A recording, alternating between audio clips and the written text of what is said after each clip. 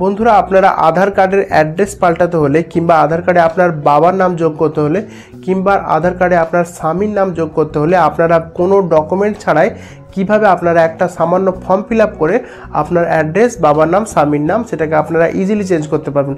দেখুন বন্ধুরা, এই যে ফর্মটা দেখতে পাচ্ছেন, এই যে ফর্মটা আপনাদেরকে আমি ডেসক্রিপশানে লিঙ্ক দিয়ে দেবো। লিঙ্কটায় ক্লিক করলেই আপনার কাছে পিডিএফ খুলবে। ওই পিডিএফের 11 নম্বর পেজে এই ফর্মটা পাবেন। এই ফর্মটা আপনারা প্রিন্ট আউট করে নেবেন, কালার প্রিন্ট আউট করবেন যাতে বুঝতে সুবিধা হয়। আর এই ভিডিওতে আমি আপনাদেরকে এই পুরোটা ফিল আপ করে দেখাবো যে আপনারা কীভাবে এটা ফিল আপ করবেন আর কোথায় কোথায় সই করাবেন। সই করিয়ে আপনার বিনা ডকুমেন্ট বলতে আপনার এই কাগজে সই করিয়ে আপনার কাজ হয়ে যাচ্ছে। আপনাকে আর ভোটার কার্ড লাগছে না, রেশন কার্ড লাগছে না, আরও ইত্যাদি ইত্যাদি বহু ডকুমেন্ট লাগে, যেগুলো কিছুই লাগছে না। কোনো ডকুমেন্ট ছাড়াই শুধু এটাতে সই করিয়ে আপনার অ্যাড্রেস চেঞ্জ, বাবার নাম যোগ, আর যদি স্বামীর নাম যোগ করতে চান তো সেটাও এই ফর্মে সই করিয়ে ইজিলি হয়ে যাবে। দেখবেন ভোটার কার্ড দিয়ে যখন আপনারা অ্যাড্রেস কারেকশন করবেন তখন দেখবেন ইজিলি হয়ে যাচ্ছে, কিন্তু আপনারা যখন রেশন কার্ড দিয়ে অ্যাড্রেস কারেকশন করবেন দেখবেন বেশিরভাগই বাতিল হচ্ছে। কারণ আমি নিজে ফেস করেছি, 2-3 বার দেখেছি রেশন কার্ড দিয়ে অ্যাপ্লাই করছি, দেখেছি হয়নি। তারপরে আদার্স দেখবেন একটা লিস্ট আছে, লিস্টে বলে দিচ্ছে যে অ্যাড্রেস কারেকশন আপনার ইলেকট্রিক বিল দেওয়া হবে, ব্যাংকের পাসবই দেওয়া হবে, কিন্তু কলাও কিছু হচ্ছে না। মানে আপনার ইলেকট্রিক বিল দিয়ে আপনার অ্যাড্রেস কারেকশন করতে গেলে দেখছি রিজেক্ট করে দিচ্ছে, ব্যাংকের বই দিয়েও দেখছি রিজেক্ট করে দিচ্ছে। কিন্তু এই ফর্মটা যেটা আপনাদেরকে দেখালাম, এই ফর্মে কুইক কাজ হচ্ছে। এই ফর্মটা দিয়ে আপনারা এমএলএ কিংবা পঞ্চায়েত প্রধান কিংবা পৌরসভা বাড়ি হলে চেয়ারম্যানের সই, এরমভাবে যে কোনো একজনের সই করিয়ে আপনারা এটা অনলাইনে স্ক্যান করে আপলোড করলে আপনার দেখবে 1 সপ্তাহের মধ্যে আপনার অ্যাড্রেস, বাবার নাম কিংবা স্বামীর নাম ইজিলি কারেকশন হয়ে যাবে। তো এটা কীভাবে ফিল আপ করতে হয় এটা অবশ্যই পুরো ভিডিওটা দেখুন, বেশি দেরি না করে চালু করা যাক। তো দেখুন বন্ধুরা, ফর্মটা আপনাদেরকে ফিল আপ করে দেখাচ্ছি। প্রথমে দেখুন এখানে লেখা আছে সার্টিফিকেট ফর আধার এনরোলমেন্ট, মানে আধার এনরোলমেন্ট করার জন্য মাঝে মাঝে এই ফর্মটা প্রয়োজন হয়। তো আবার দেখুন ব্যাকেটে কি লেখা আছে, to be use only as proof of address, মানে এখন এই ফর্মটা শুধুমাত্র অ্যাড্রেস কারেকশান করার জন্য এটা ফর্মটা ইউজ হচ্ছে, আর কিছুর জন্য নয়। আর অ্যাড্রেস কারেকশান মানে আমি আপনাদেরকে আগেও বলেছি, মানে আপনার বাবার নাম বা স্বামীর নাম বা যাই কারেকশান করতে চান বা নতুন করে অ্যাড করতে চান তাহলে আপনাদেরকে অ্যাড্রেস কারেকশান মাধ্যমে ওটা করতে হবে। মানে আপনারা চাইলে ওটা আলাদা করে বাবার নাম লেখার এখন অপশান নেই। তো আপনারা অ্যাড্রেস কারেকশান করতে গেলেই তখন দেখুন এখানে যে লেখা দেখতে পাচ্ছেন কেয়ার অফ, এইখানটায় আপনাদেরকে বাবার নাম অথবা স্বামীর নাম লিখতে হবে। তো দেখুন বন্ধুরা, প্রথম থেকে আপনাদেরকে ব্যাপারটা বোঝাচ্ছি। দেখুন এখানে দেখুন এতগুলো বক্স আছে, পুরো ব্যাপারটা ভালো করে বুঝবেন। প্রথমে দেখুন আপনাদেরকে এখানে ডেট লিখতে হবে, যেই ডেটে আপনারা এটা আবেদন করবেন বা যেই ডেটে এটা আপনারা ফর্ম ফিল আপ করবেন সেই ডেট লিখলেও চলবে, আর যেই ডেটে আপনারা এটা ফিল আপ করবেন সেই ডেট লিখলেও চলবে। ডেট নিয়ে কোনো অসুবিধা হবে না। তাও আমি আপনাদেরকে ডেটটা লিখে দেখাচ্ছি। ধরুন এইখানে ডেট লিখে দিলাম আমি 12/02/2025। তো ঠিক আছে, এখানে আপনারা ডেট, মাস, বছর এভাবে ফিল আপ করবেন। তারপরে দেখুন এখানটা কি হবে, রেসিডেন্ট, এটা অবশ্যই রেসিডেন্ট হবে। রেসিডেন্ট হচ্ছে আপনার ইন্ডিয়ার বাসিন্দা হলে এটা রেসিডেন্ট হবে, আর এটা হচ্ছে বিদেশের। তো বিদেশের হলে তবে এটা ঠিক মানবে, তো বিদেশের বেশিরভাগ হবেই না বললেই চলে। আধার কার্ড রেসিডেন্ট মানে এইখানটাও অবশ্যই ঠিক হবে। আর এইখানে দেখুন দুটো অপশান আছে, একটা হচ্ছে নিউ, একটা হচ্ছে আপডেট। তো এটা বেশিরভাগই আপডেট হবে। আপনার আধার কার্ড তো আছে, সেটাকে আপনি আপডেট করবেন। আপনি তো নতুন করে আধার কার্ড বানাচ্ছেন না, আপনি আপডেট করছেন, তো আপনাকে এটা অবশ্যই টিক মারতে হবে। এরপর দেখুন বন্ধুরা, যদি আপনার আধার কার্ডে অ্যাড্রেস কারেকশন করতে চান তো যার আধার কার্ডের কাজটা হবে তার আধার নাম্বারটা এখানে লিখতে হবে। ধরুন আমার আধার কার্ডে আমি বাবার নাম যোগ করতে চাইছি বা অ্যাড্রেস কারেকশন করতে চাইছি, তো আমি এখানে আধার নাম্বারটা লিখব, আমার আধার কার্ড নাম্বার লিখব। তো এখানে ধরুন আমার আধার কার্ড নাম্বার হচ্ছে এইটা, দেখুন 12 সংখ্যার আধার নাম্বার হয়, এরকমভাবে আপনারা ফিল আপ করে নেবেন। তারপর দেখুন লেখা আছে আপনার ফুল নেম, তো এইখানে আমি আপনার নাম লিখব। দেখুন ক্যাপিটাল লেটারে, টোটালটাই ক্যাপিটাল লেটারে লিখতে হবে, পরিষ্কারভাবে লিখতে হবে যাতে যে কেউ ইজিলি বুঝতে পারে। কারণ এটা তো আপনি যখন স্ক্যান করে আপলোড করবেন তখন যারা ভেরিফাই করে তারা এটা ভালো করে চেক করবে। তো এখানে আপনার নাম লিখবেন, এই ফাঁকা জায়গাটা কিছু লিখতে হবে না। এটা দিয়েছে যাতে যদি কারো নাম বিরাট বড় হয় তখন এই লাইনে কুলাবে না, তখন এই লাইনটা ফিল আপ করতে হবে, মানে নর্মালি এই লাইনটা খালিই থাকবে। তারপরে দেখুন এই যে কেয়ার অফ, ঠিক আছে বন্ধুরা, এই যে কেয়ার অফ দেখতে পাচ্ছেন, আমি এখানে আপনাকে লাইন দিয়ে বোঝাচ্ছি, আপনাকে এখানে দাগ কাটা চলবে না। আপনাকে এইখানে আপনার বাবার নাম কিংবা আপনি যদি মহিলা হিসেবে ফিল আপ করেন তো এখানে আপনার স্বামীর নাম আপনি লিখতে পারেন। ধরুন এখানে আমি আমার বাবার নাম লিখে দিচ্ছি, ঠিক আছে বন্ধুরা। আপনার বাবার নাম যেটা হবে একদম সেটাই লিখবেন, এরকম হবে। ঠিক আছে বন্ধুরা, তো আমি এখানে লিখে দিলাম। আমি এখানে ফুল ফর্মে লিখলাম না, আপনারা অবশ্যই এটাকে ফুল ফর্মে লিখবেন। আমি এটা উদাহরণ সহকারে বোঝাচ্ছি বলে এটা শর্ট ফর্ম লিখেছি।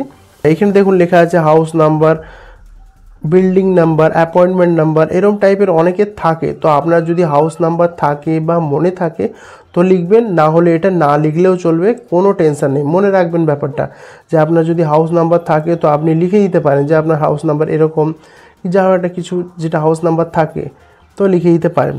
তারপরে দেখুন স্ট্রিট, রোড, লেন, যদি আপনার স্ট্রিট বা রোড বা লেন নাম্বার থাকে, গলি নাম্বার, তো লিখবেন। যেমন দেখবেন কলকাতায় গলি থাকে, তো অবশ্যই এখানে তখন গলি নম্বর লিখতে হবে যে 18/A গলি, এটা লিখতে হবে। ঠিক আছে, এরমভাবে লিখতে হয়।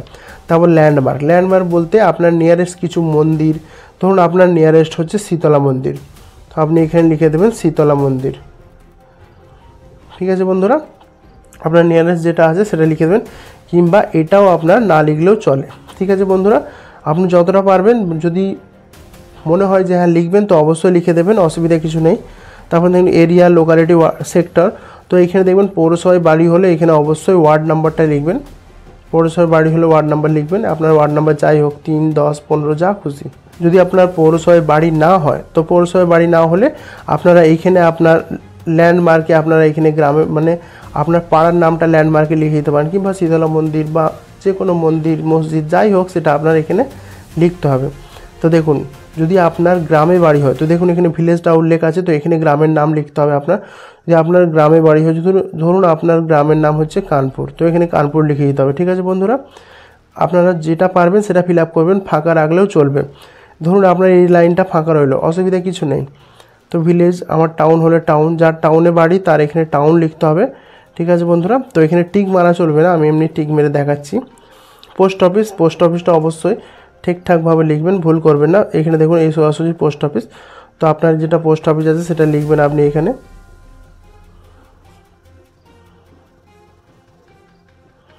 ক্যাপিটাল লেটারে লিখবেন। তারপরে দেখুন এখানে লেখা আছে ডিস্ট্রিক্ট, তো ডিস্ট্রিক্ট যেটা হবে আপনার সেটা এখানে লিখবেন আপনি। তারপরে দেখুন এখানে স্টেট, তো স্টেট যেটা আছে আপনার এখানে লিখবেন।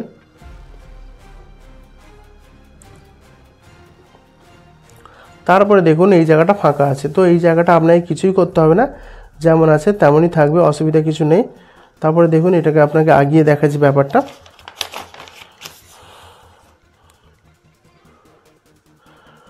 তারপরে দেখুন ব্যাপারটা এইখানটা কিছুই লেখা থাকবে না, এটা ফাঁকাই থাকবে। অনেকে দেখেছি ভুল করে মোবাইল নাম্বার লিখে দেয়, এখানে কিছুই লেখার দরকার নেই। তারপরে দেখুন এখানটা হচ্ছে পিনকোড, তো আপনার যেটা পিনকোড আছে এই পোস্ট অফিসটার যে পিনকোড আছে সেই পিনকোডটা এখানে আপনাকে লিখতে হবে। তারপরে দেখুন এখানে জন্ম তারিখ, তো আপনার আধার কার্ডে যে জন্ম তারিখটা এখন আছে, ভুল থাক যাই থাক সেটা এখানে লিখতে হবে।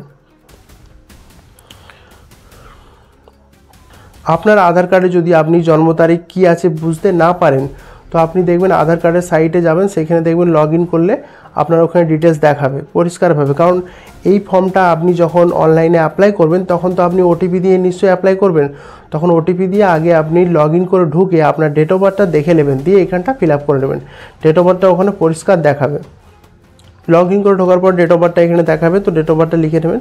আরেকটা কথা বন্ধুরা, এরপরে যে মেন ব্যাপার, আপনাকে এতটাই ফিল আপ করতে হবে, এর বেশি আর ফিল আপ করা চলবে না। এইখানে আপনাকে একটা পাসপোর্ট সাইজ ফটো ছেটাতে হবে এর মধ্যেই, মানে আপনার সেম টু সেম সাইজ হবে, কোনো ব্যাপার নয়, এর থেকে একটু বড় হলেও চলবে বা এরকম সেম টু সেম হলেও চলবে। আর এখানটা আপনাকে সই করতে হবে। ধরুন আপনার সই এরকম করে যেরকম হোক আপনার সই একটা করে দেবেন, ইংলিশে করার চেষ্টা করবেন, কারণ আমি দেখেছি সই বাংলায় কিংবা হিন্দি এরকম টাইপের সই করলে বেশিরভাগ রিজেক্ট হয়, তো ইংলিশে সই করবেন, দেখবেন রিজেক্ট হওয়ার চান্স কম। ঠিক আছে বন্ধুরা, এরপরে যে ব্যাপারটা, এই যে এখান থেকে দেখতে পাচ্ছেন বন্ধুরা, এখান থেকে যে ব্যাপারটা আছে এখানটা আপনাকে কিছুই করা চলবে না। এখানে দেখুন লেখা আছে certifier details to be filled by certifier only, একমাত্র এটা যে স্ট্যাম্প মেরে সই করবে, এমএলএ হোক, এমপি হোক, যেই হোক, সে এখানটা ফিল আপ করবে, সে কিংবা তার যে কর্মচারী থাকে সে এখানটা ফিল আপ করে আপনাকে দিয়ে দেবে। তো সে কি করবে সেটা আপনাকে বলে দিচ্ছি। ধরুন আপনি এমএলএর কাছে গেছেন, তো এখানে ফটো চিঠি অবশ্যই নিয়ে যাবেন, তো ফটো চিঠি নিয়ে গেলে এমএলএ এইখানে ফটোর উপরে একটা স্ট্যাম্প মেরে সই করবে, ফটোর উপরে এমনভাবে স্ট্যাম্প মেরবে যে সেই স্ট্যাম্পটা কিছুটা ফটোর উপরে থাকে কিছুটা ফটোর নিচে থাকে, সেরকমভাবে স্ট্যাম্প মারবে। আর অ্যাটেস্টেড করে দেবে ফটোর উপরে, কিছুটা ফটোর উপরে সই থাকবে, কিছুটা ফটোর নিচে থাকবে। তো এমএলএরা অবশ্যই এই ব্যাপারটা জানে, তাও আমি আপনাদেরকে বলে দিচ্ছি। আর এইখানে একটা স্ট্যাম্প সই হবে এমএলএর এইখানে একটা স্ট্যাম্প মারবে আর পাশে একটা সই হবে, প্লাস এখানে ডেট লিখে দেয় এমএলএ। আর এইখানে হচ্ছে দেখুন নেম অফ দ্য সার্টিফায়ার, তো এখানে এমএলএর নাম হবে, এমএলএ যেমনভাবে হোক লিখুক, কর্মচারী যেমনভাবে লিখুক, তো তারা এইখানে লিখে দেবে। ডেসিগনেশন মানে এমএলএ, তো এখানে নিশ্চয়ই তারা এমএলএ বলে লিখবে, কিংবা যদি লিখতে ভুলেও যায় তো আপনি এটাকে ফিল আপ করে নেবেন। তারপরে দেখুন অফিস অ্যাড্রেস, বলতে এমএলএ যেখানে বসেন বা অফিস যেটা এমএলএর, তার যেটা অ্যাড্রেস সেটা এখানে লিখতে হবে, এমএলএ যে কন্ট্যাক্ট নাম্বার সেটা এখানে লিখতে হবে। ঠিক আছে বন্ধুরা, তো আমি যেহেতু এমএলএকে দিয়ে সই করাচ্ছি, তো এইখানে আমি দেখুন এখানটা টিক মারবো, আর পারলে এখানটা আন্ডারলাইন দিয়ে দেবো। ঠিক আছে বন্ধুরা, দেখুন এখানে এমএলএ অপশান আছে।